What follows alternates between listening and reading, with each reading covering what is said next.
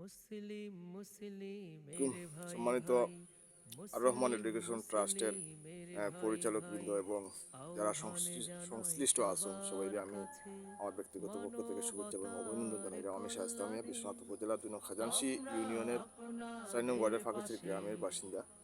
আপনারা মুসলিম লক্ষ্য করছেন, আমরা এখানে মুসলিমের ভাই ভাই ২০২১ সালে একটি মাদ্রাসা আহ্বান প্রতিষ্ঠা করেছিলাম জানাই এবং সবার মাদ্রাসা কাছে প্রতিষ্ঠার পর থেকে ৭-৮ জন মানবতার ছাত্র ইতিমধ্যে কল্যাণে কোরআনে হাফেজ হয়েছে। আমরা তো আমাদের এই আপনাদের মাদ্রাসা পাশে শুরু করার যে বিষয়টি, এখন আল্লাহ আমাদের বন্যায় কিন্তু ২০২২ সালের বন্যা অনেক ক্ষতিগ্রস্ত হয় এবং বিশেষ করে মাটি দেবে যায়। এই হোক, এখন পর্যন্ত এটি চলমান রয়েছে। একটু আগে ছুটি হয়ে গেছে বিদায় আজকে এখানে বন্ধ রয়েছে।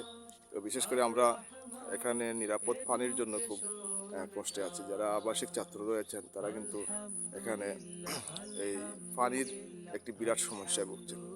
আমাদের এখানে পানির স্তরটি আসলে খুব গভীরে।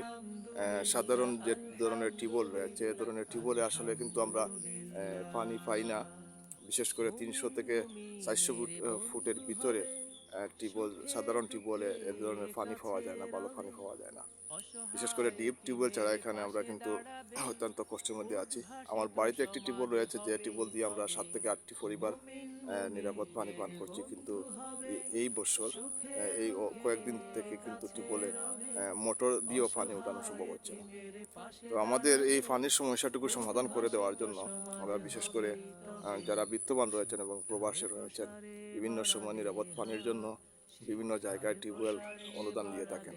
আমরা আপনাদের দৃষ্টি আকর্ষণ করছি, যদি সম্ভব হয় আমাদের এই মাদ্রাসার জন্য একটি ডিপ টিউবওয়েলের ব্যবস্থা করলে আমরা উপকৃত হব এবং পাশাপাশি দুনিয়া আখিরাতের জন্য আপনারা কামিয়াবি হবেন, এটাই প্রত্যাশা করছি।